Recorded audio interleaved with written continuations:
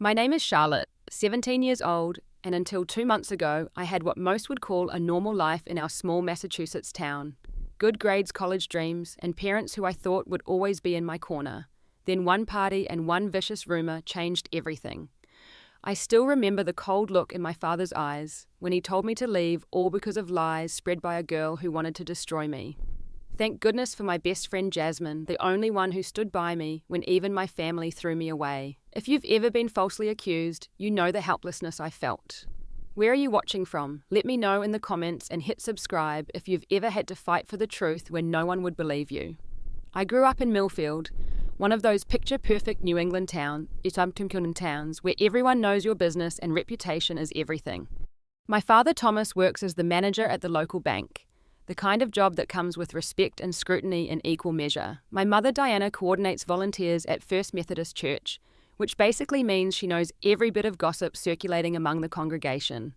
Then there's my younger brother Noah, 14, and blessedly oblivious to the social pressures that ruled our household. Our home was comfortable but strict. A 2-story colonial with blue shutters, neat flower beds my mother tended religiously, and more rules than the public library. Home by 9 on school nights. No social media without parental oversight. Church every Sunday without exception. Regular family dinners where my father would quiz us about our grades and activities. The kind of household where appearance mattered almost as much as achievement. I always did what was expected of me. Straight A's since elementary school, president of the debate club. Volunteer work that looked good on college applications. My dream was Boston University, close enough to visit home, but far enough to breathe. I had already started saving from my part-time job at Parkside Books, where I worked weekends, shelving novels, and helping customers find their next read. Mrs. Jenkins, the owner, even wrote one of my recommendation letters. My friend circle was small but solid. Jasmine has been my best friend since 3rd grade when she shared her lunch with me after bullies knocked mine to the ground. She's fearless and loyal with a quick wit that always makes me laugh, even in the worst situations. Zach lived next door to me since we were toddlers, the kind of childhood friend who feels more like family. And then there was Madison, newer to our group after we bonded during debate team practice. She was smart and ambitious, already planning her path to law school. The spring of senior year, something unexpected happened.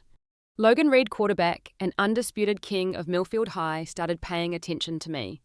Not in the usual way popular boys sometimes notice the smart girls just to get help with homework. He seemed genuinely interested, lingering after AP English to discuss the books, texting about music we both liked.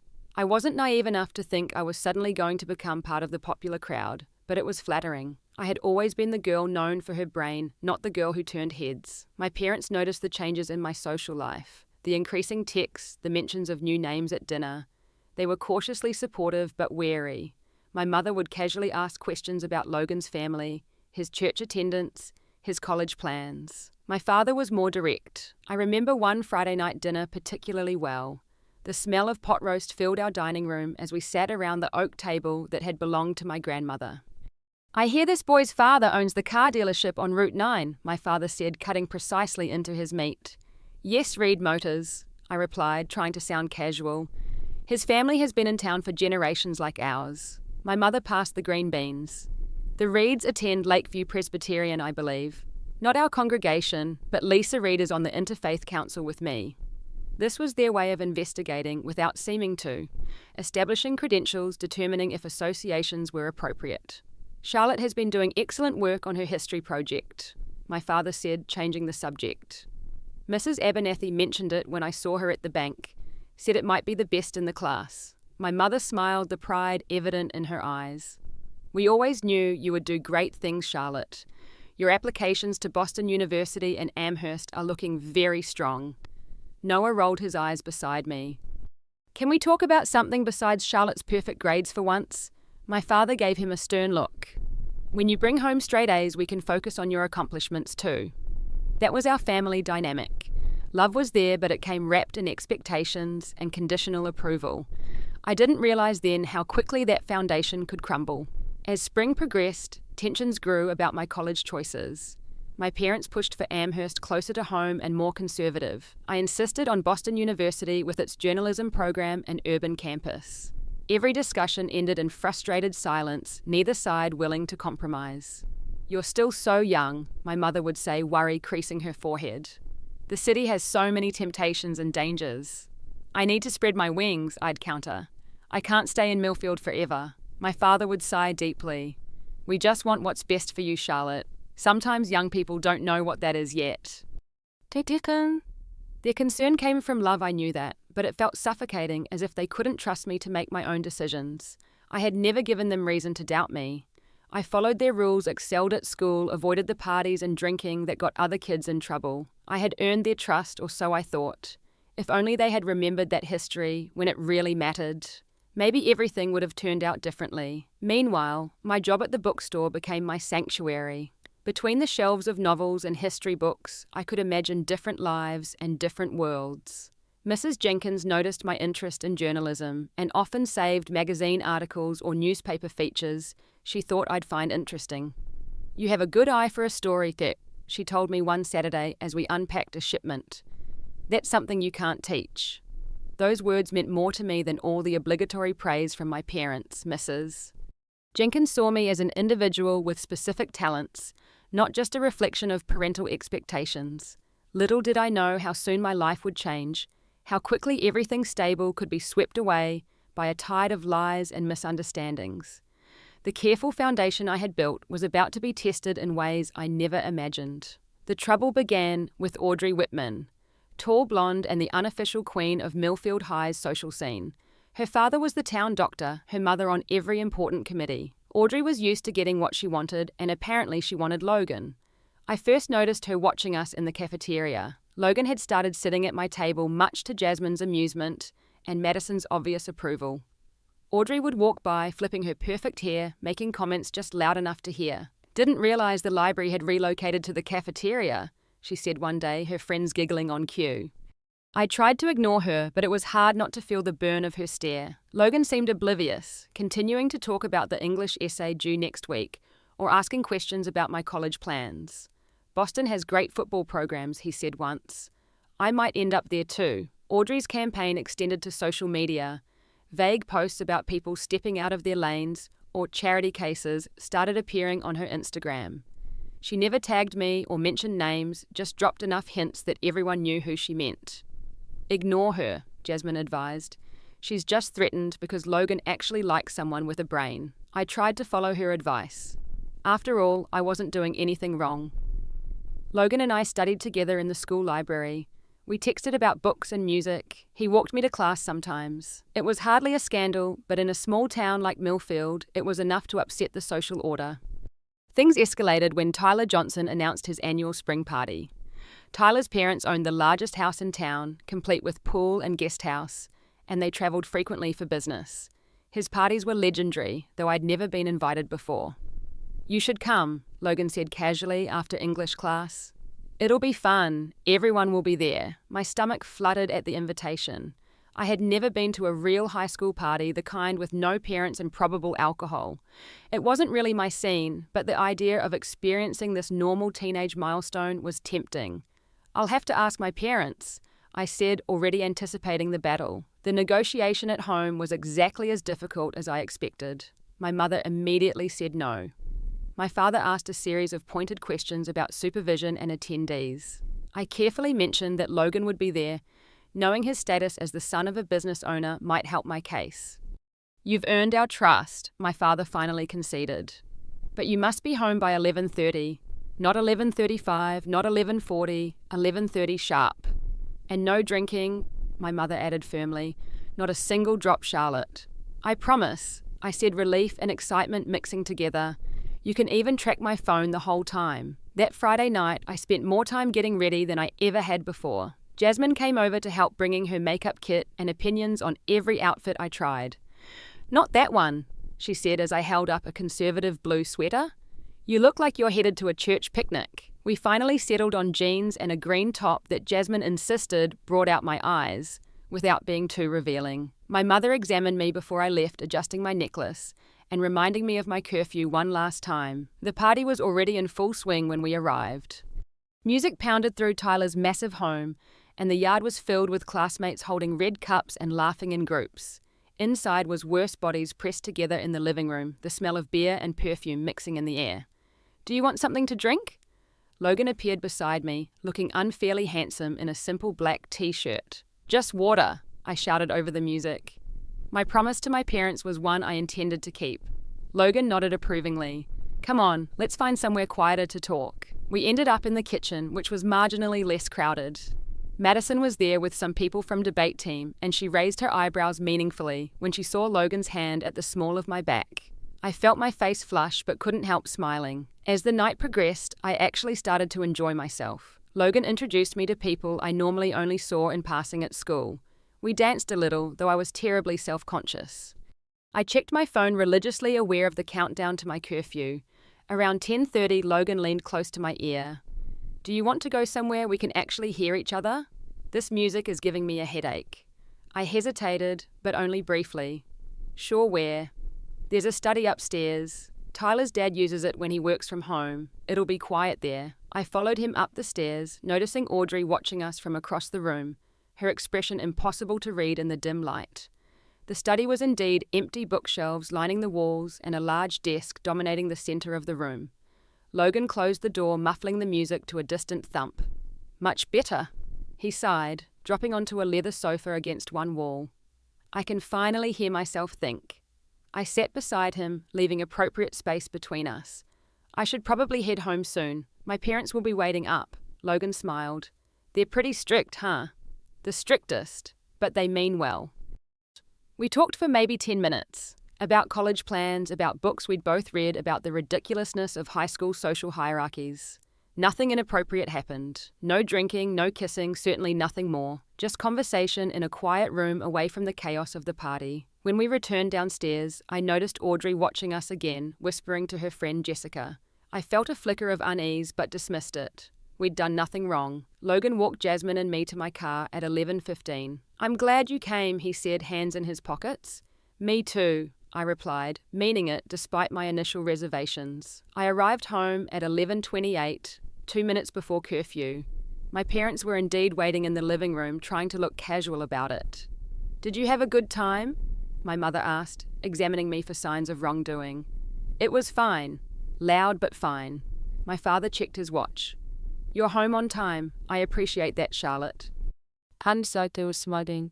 I went to bed feeling like I'd successfully navigated an important teenage milestone. My parents trusted me.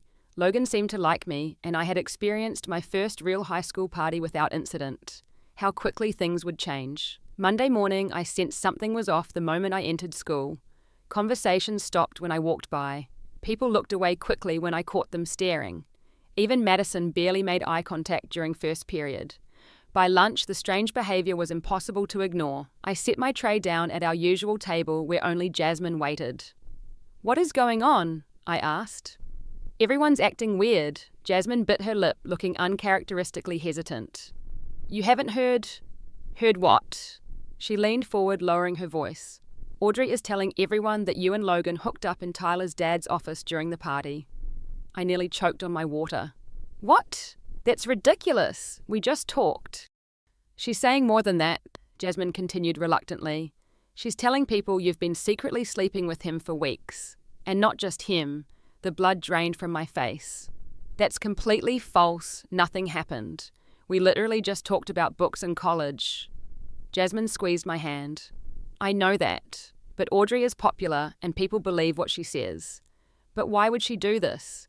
Because she wants Logan for herself, and because she can. The rest of the day was a nightmare. I tried to find Logan between classes, but he seemed to be avoiding me. When I finally cornered him by his locker, his response made my heart sink. Look, Charlotte, I think we should cool things off for a while, he said, not quite meeting my eyes. But you know nothing happened at the party, right? You need to tell people that. He shrugged uncomfortably. I told my friends we just talked. But you know how rumors are.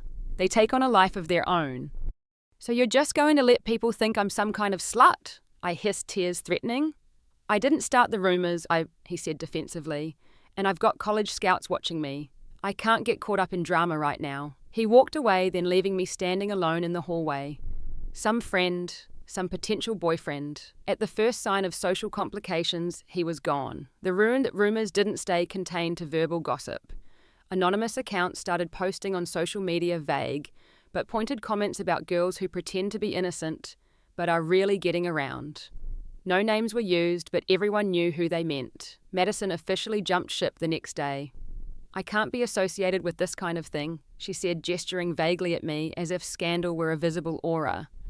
"I'm applying to Ivy League schools. I have to be careful about my reputation." Some friend she turned out to be.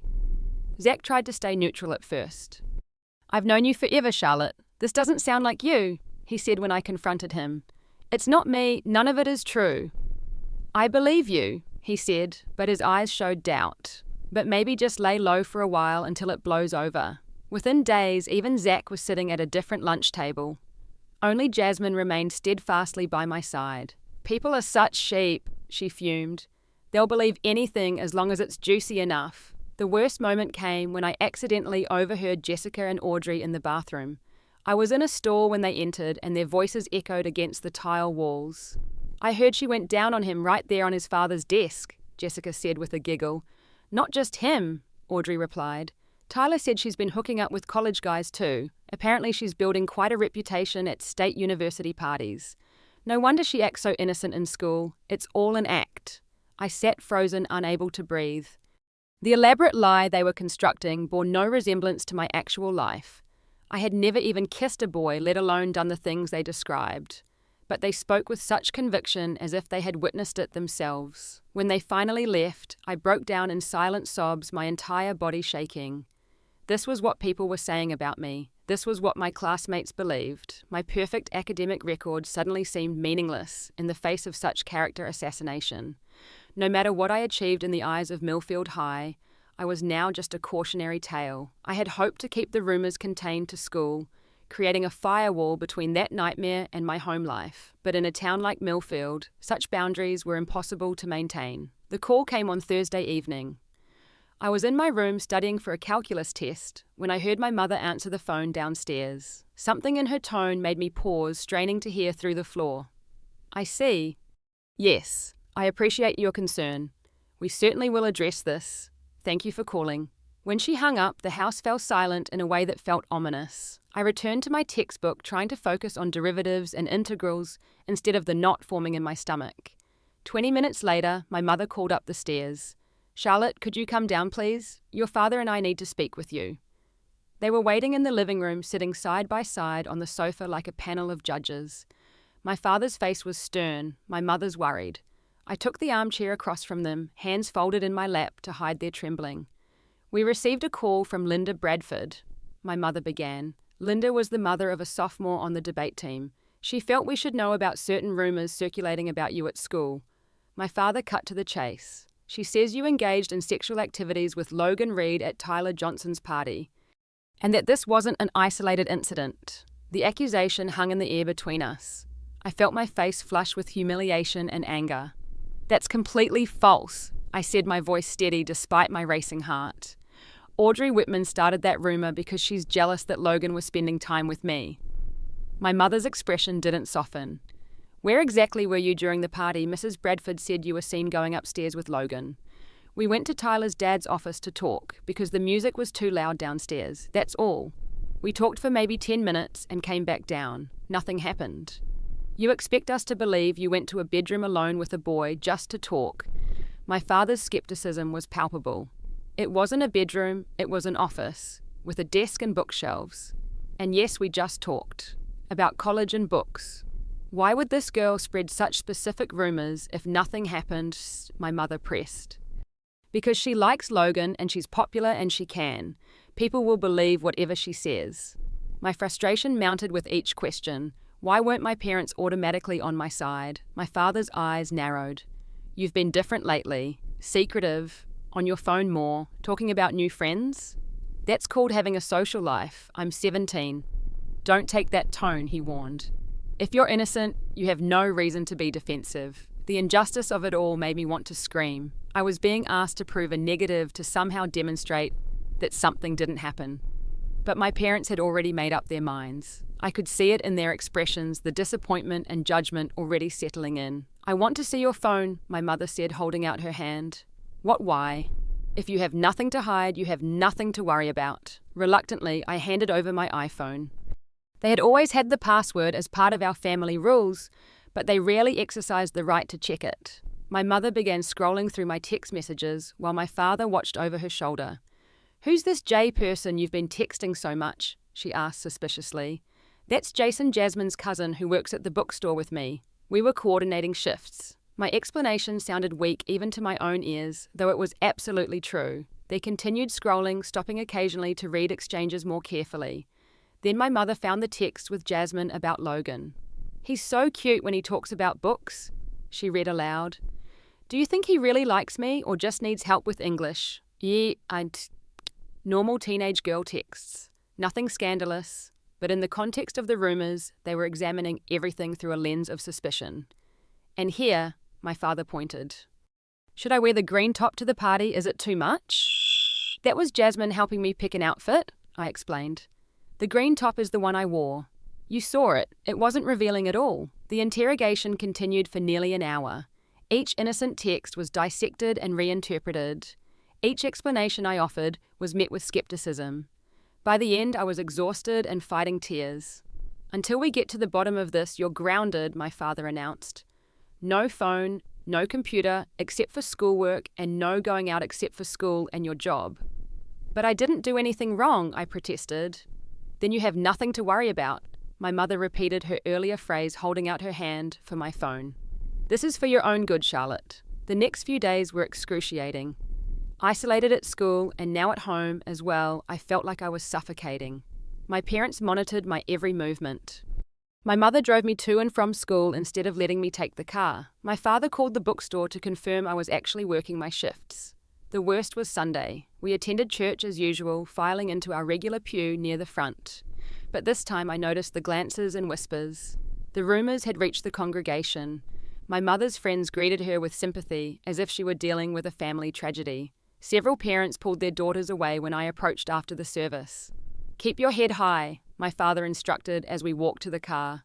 "If you've done nothing wrong, act like it." But how could I act normal when my entire world was crumbling? When my own parents doubted me? When an entire town seemed to have decided I was guilty without evidence? The final blow came a week after the initial confrontation. I returned from school to find my mother waiting in the kitchen, her face ashen. On the table in front of her lay a small packet of birth control pills. "I found these in your backpack," she said, her voice barely above a whisper. I stared at the pills in confusion. "Those aren't mine. I've never seen them before." "They were in the inside pocket of your backpack, the one you take to school every day." My mind raced. Someone must have put them there, probably Audrey or one of her friends. They have gym the same period I do. Our backpacks are left in the locker room. My mother's eyes filled with tears. "Please don't lie to me, Charlotte. Not about this." "I'm not lying, Mom. You have to believe me. I would never lie to you about something this important." She shook her head slowly. I don't know what to believe anymore. When my father came home and saw the pills, everything exploded. The careful restraint of the past week vanished in an instant. "No daughter of mine behaves this way," he roared, his face flushed with anger. "We raised you with values, with morals." "Those aren't my pills," I shouted back, beyond caring about respect or tone. "Someone planted them in my bag." "Convenient excuse," he scoffed. "Next you'll tell me someone else sent those texts too." "What texts?" There were no inappropriate texts because nothing inappropriate happened. My mother collapsed into a chair, tears streaming down her face. "Where did we go wrong? What did we do to deserve this?" Her words cut deeper than my father's anger. She spoke as if I had died or committed a terrible crime, not simply been the victim of vicious rumors. "I'm your daughter," I pleaded. "You're supposed to believe me. You're supposed to be on my side." My father's voice turned cold. "Our daughter wouldn't lie to our faces. Our daughter wouldn't sneak around behind our backs." "I'm not lying. I've never lied to you about anything important." "Then explain the pills," he demanded. "I told you someone put them there to frame me." "Probably Audrey. Always blaming others," he said with disgust. Never taking responsibility. The argument circled endlessly, getting nowhere. Finally, my father issued an ultimatum. "Here's what's going to happen," he said, his voice terrifyingly calm. "Either you admit what you've been doing, apologize, and accept the consequences, or you can leave this house." I stared at him in disbelief. Leave? Where would I go? That's not my concern. If you're adult enough for this behaviour, you're adult enough to find your own way. Thomas, my mother gasped. Surely there's another solution. He held up his hand to silence her. No more lies in this house. No more disrespect. Charlotte makes her choice right now. I looked between them, these people who had raised me, who had once been proud of me. Now they looked at me like I was a stranger, someone dangerous and dishonest. In that moment, something broke inside me. The fragile hope that they might eventually believe me shattered completely. I won't admit to things I didn't do, I said, my voice surprisingly steady. Not even to make you happy. My father pointed to the stairs. Then pack your things. I stood frozen, unable to process what was happening. You're throwing me out. Your own daughter over rumours. Over lies, he corrected. Your lies. I looked to my mother, hoping for intervention, for maternal protection. She met my eyes briefly, then looked away, shoulders slumped in defeat. She would not be my advocate. Somehow, I made it upstairs to my bedroom. With mechanical movements, I pulled my duffel bag from under the bed and began filling it with essentials. Clothes, toiletries, my laptop, the photograph of my grandmother that sat on my nightstand. Noah appeared in my doorway, his young face confused and frightened. Are you leaving? Why are you leaving? Ask Dad, I replied, unable to explain the injustice to him without breaking down completely. But you'll come back, right? His voice was small, childlike, despite his 14 years. I had no answer for him. When I returned downstairs with my bag, my parents were waiting by the front door. My father's expression remained stony, my mother's tear-stained. Neither moved to stop me as I walked past them onto the porch. When you're ready to tell the truth, you can come home, my father said, as a parting shot. The door closed behind me with terrible finality. I stood on the sidewalk outside, my childhood home bag in hand, utterly alone at 17. With shaking hands, I pulled out the emergency phone my parents hadn't thought to take, the old flip phone kept charged in case of power outages. I dialed the only number I could think of. Jasmine? My voice broke on her name. I need help. They kicked me out. The next 2 weeks were the lowest point of my life. Jasmine's parents let me stay in their guest room, but I could tell they were uncomfortable with the situation. They were kind people, but they had heard the rumours too, and doubt lingered in their careful questions and watchful eyes. You can stay as long as you need, Mrs. Callahan assured me, but her smile didn't quite reach her eyes. I knew my welcome had an expiration date. Sleep became my enemy. Each night I lay awake, reliving the moment my father told me to leave, seeing my mother's defeated posture, hearing the door close behind me. When exhaustion finally claimed me, nightmares took over, crowds pointing and whispering, my parents turning away endless school hallways where everyone stared with judgment. I continued attending school, though every day was torture. The rumours hadn't died down. Instead, they had evolved, growing more elaborate with each retelling. According to the latest version, I had been sneaking out to college parties for months, had a regular customer base at State University, might even be pregnant. The fact that I was no longer living at home only added fuel to the gossip fire. They kicked her out because they found out what she's really like. I overheard someone say in the cafeteria, my mum says she feels sorry for her parents. Such a disappointment after they raised her in the church. The isolation was nearly complete. Teachers who had once praised my work now avoided eye contact. The college counsellor who had been helping with my Boston University application suddenly had limited availability for meetings. My carefully constructed academic reputation, the foundation of my identity and future plans, was crumbling beneath the weight of lies. The breaking point came on a Tuesday. I arrived at school to find someone had written "slut" across my locker in red marker. Students gathered around, whispering and taking photos with their phones. The word glared at me, ugly and undeserved, a public branding of a crime I hadn't committed. I stood frozen, unable to approach my locker or retreat. Jasmine appeared at my side, grabbing my arm. Come on, she said firmly. We're reporting this. Principal Sanders listened to our account with a carefully neutral expression. He was a middle-aged man with thinning hair and perpetually tired eyes, more administrator than educator. I'll have the janitor clean it off, he said when we finished. Vandalism isn't tolerated at Millfield High. And what about the bullying? Jasmine demanded. The rumours, the cyberbullying, is that tolerated? He sighed heavily. Miss Hammond, without concrete evidence of who started these rumours or who vandalised the locker, there's little I can do. But you know it's happening, I said, finding my voice. Everyone knows. Teenage gossip is unfortunate but difficult to police, he replied. My suggestion would be to keep your head down and focus on your studies. These things typically blow over eventually. As we left his office, the unfairness of it all hit me anew. Keep my head down, focus on studies. My entire life had been derailed. I had lost my home, my family, my reputation, and most of my friends. The adults who should have protected me were either actively believing the worst or passively allowing it to continue. I can't do this anymore, I told Jasmine as we sat in her car in the school parking lot. I can't keep coming here every day pretending I'm okay while everyone treats me like garbage. You can't drop out, she said firmly. That's giving them what they want. Then what am I supposed to do? Nobody believes me. Not my parents, not the principal, nobody. I believe you, she reminded me, and we'll figure this out. But even Jasmine's unwavering support couldn't keep me from spiraling. That afternoon, I skipped my last 2 classes and walked to the town park sitting alone on a bench as dusk approached, contemplating my limited options. I could try to transfer to another school, but that would require parental approval. I could attempt to legally emancipate myself, but that was a lengthy process. I could drop out and get my GED, but that would likely kill my chances at Boston University. Every path forward seemed blocked or compromised. As darkness fell, I realized I'd been sitting in the park for hours. Jasmine had texted repeatedly, worried about my whereabouts. I was about to reply when another figure approached my bench. Charlotte. I looked up to see Ms. Peterson, my journalism teacher. A younger woman in her early 30s, she had always been one of my favourite teachers. She stood now with concern etched across her face.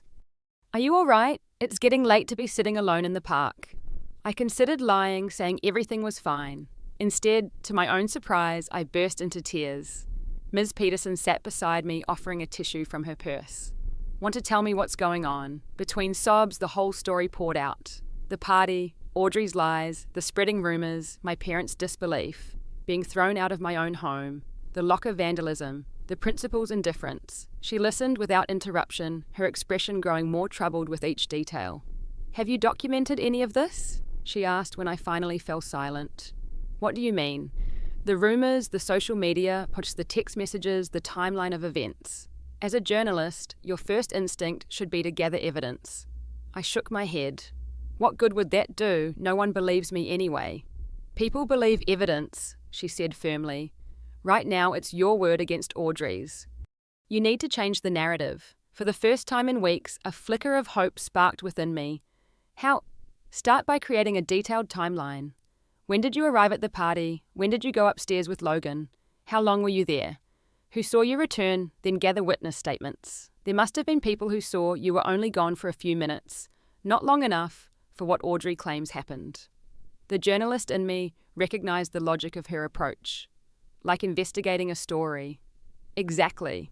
You're not just defending yourself, you're uncovering the truth. She paused, considering.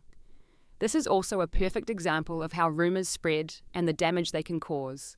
Document everything, Charlotte. Build your case methodically. I left the park with something I hadn't had in weeks, a plan. That night in Jasmine's guest room, I opened my laptop and created a new document. At the top, I typed, the truth, timeline, and evidence. Over the next few days, I threw myself into gathering information. I made a minute-by-minute timeline of the party night, including when I arrived, when Logan and I went upstairs, and when we returned. I noted that we were only absent from the main party for approximately 10 minutes, hardly enough time for the activities Audrey described. I took screenshots of every social media post related to the rumours, carefully noting the progression of the story, how details changed and expanded over time. I documented the locker vandalism with photos Jasmine had taken before the janitor cleaned it. Most importantly, I began seeking witnesses. This was the hardest part, approaching people who had been avoiding me for weeks. Many refused to talk to me at all. Others seemed uncomfortable but listened. Tyler Johnson was an unexpected ally. As the host of the party, he had been monitoring guest behaviour closely to ensure nothing got broken or out of hand. Yeah, I saw you guys go upstairs, he confirmed when I cornered him after AP Physics. Logan said he wanted to show you my dad's first edition Hemingway, or something nerdy like that. You were back down in like 10 minutes. Would you be willing to write that down and sign it? I asked, hardly daring to hope. He shrugged. Sure, why not? Audrey's been acting crazy about this whole thing. It's getting old. Bit by bit, my evidence file grew. A sophomore who had been in the upstairs hallway confirmed seeing Logan and me exit the office fully clothed and not dishevelled after a brief period. A senior who worked at the college library verified that I had been there studying during times when I was allegedly at state university parties. Ms. Peterson reviewed my growing documentation, offering suggestions and encouragement. "You're building a solid case," she said. "Now you need to think about how to present it for maximum impact." The confrontation with Logan was perhaps the most crucial piece. I finally cornered him in the parking lot after football practice, Jasmine at my side for support and witness. "I need you to tell the truth," I said without preamble. "These rumours are destroying my life. I've been kicked out of my home." He had the grace to look ashamed. "I've told people nothing happened between us." "Not loudly enough," Jasmine interjected. "Your silence is basically confirmation in most people's eyes." I took a deep breath. "I'm recording this conversation just so you know. I need you on record stating what actually happened that night."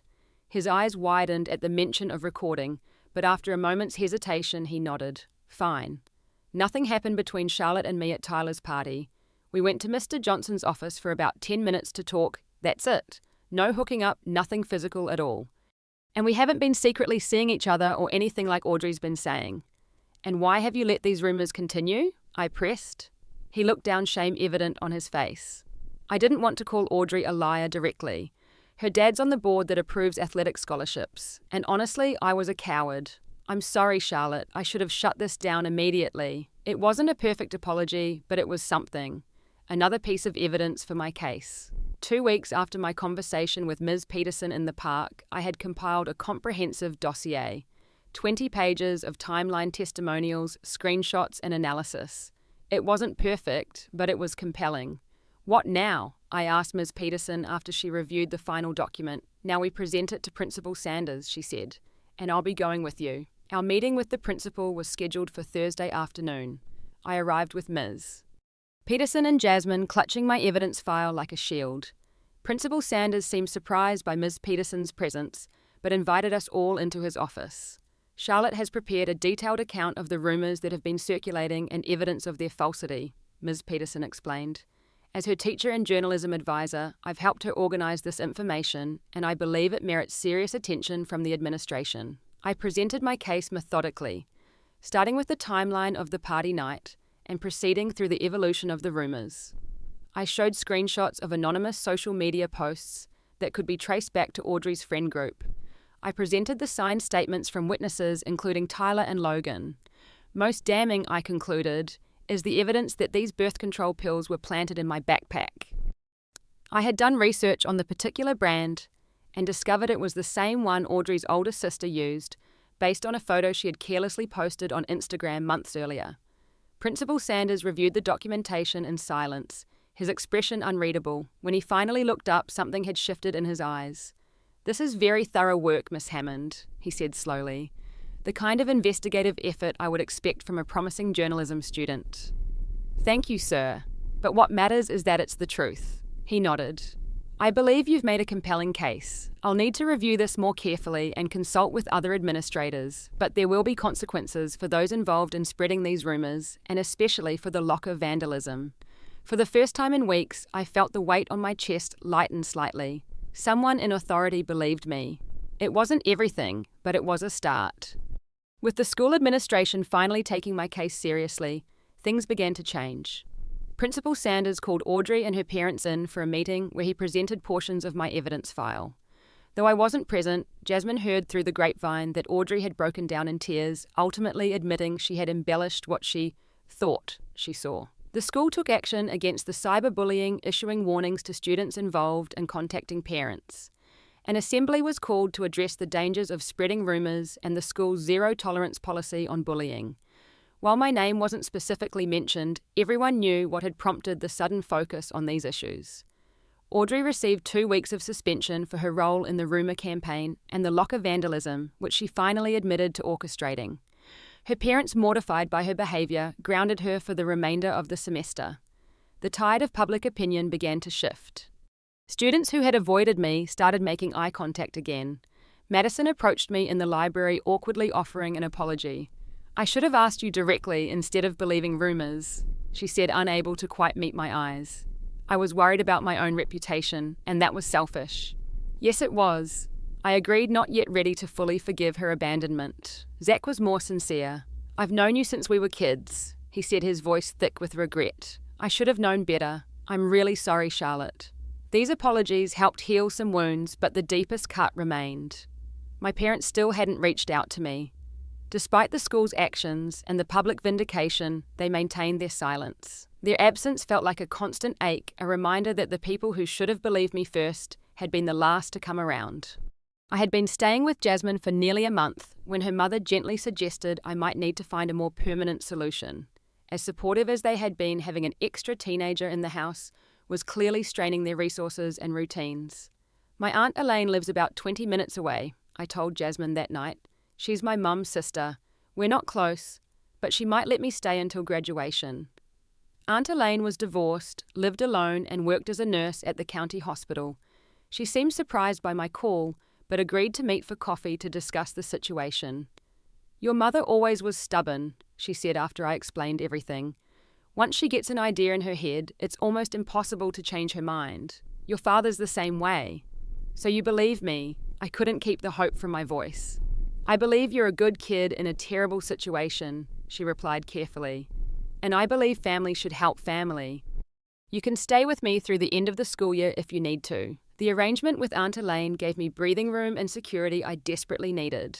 Her small 2-bedroom apartment wasn't home, but it was safe. She worked long shifts and was rarely there, which suited us both fine. We weren't close enough for heart-to-hearts, but she provided the basic adult support I needed to continue functioning. With my housing somewhat stabilized, I turned my attention back to my ultimate goal, confronting my parents with the truth. Ms. Peterson helped me prepare a condensed version of my evidence file, focusing on the most compelling points.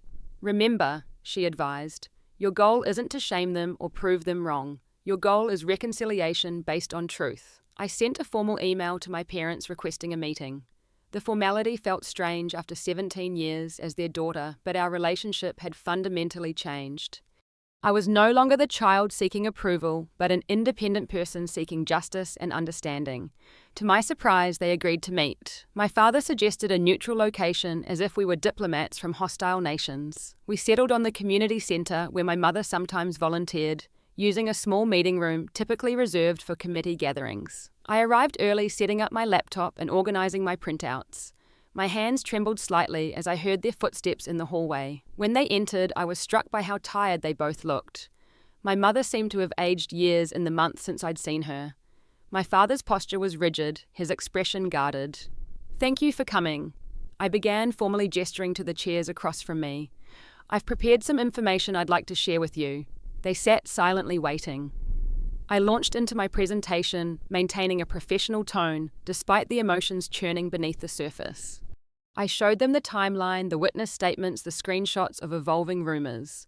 I played the recording of Logan confirming nothing had happened. I presented the evidence suggesting Audrey had planted the birth control pills. The school administration has taken action based on this evidence, I concluded. Audrey has been suspended and has admitted to fabricating most of the story out of jealousy. Throughout my presentation, my mother's expression had gradually shifted from skepticism to horror. Tears formed in her eyes as the weight of their misjudgment became clear. My father remained stoic, but I could see the muscle in his jaw working as he processed the information. When I finished, silence filled the room. Finally, my mother spoke, her voice barely above a whisper. Charlotte, I don't know what to say. We failed you completely. My father cleared his throat. We should have believed you. We should have trusted the daughter we raised. Tien. Their words should have brought relief, vindication. Instead, they unleashed the pain I'd been holding at bay for weeks. Tears spilled down my cheeks as the careful control I'd maintained shattered. You threw me away, I said, my voice breaking. Your own daughter. You chose to believe strangers over me. You made me homeless at 17. My mother reached across the table, attempting to take my hand. I pulled away, not ready for that contact. We were wrong. My father admitted the words clearly difficult for him. Terribly, inexcusably wrong. You can come home, my mother said eagerly. Today, right now, we'll get your things from Elaine's and everything can go back to normal. I shook my head. Nothing can go back to normal. You broke something fundamental between us. Trust works both ways, and I don't trust you anymore. Their faces fell at my words, but I needed them to understand the depth of the damage they had caused. I'm not saying we can't repair our relationship, I continued more gently, but it won't happen overnight, and it won't happen without changes. What changes? My father asked, surprisingly receptive. First, I need you both to commit to family therapy. Real therapy, not just church counselling. Second, I need more independence and trust going forward. I've been living on my own for a month now, making adult decisions. That has to be respected. Third, I need a public acknowledgement of what happened. Not for revenge, but because your disbelief helped fuel the rumours. They exchanged glances, having one of those silent marital communications that had always fascinated me as a child.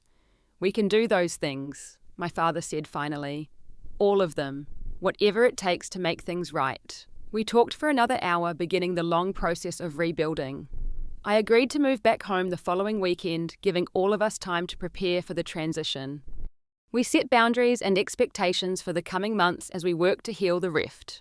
The reconciliation with my parents wasn't immediate or perfect. Our first family therapy session was tense and tear-filled.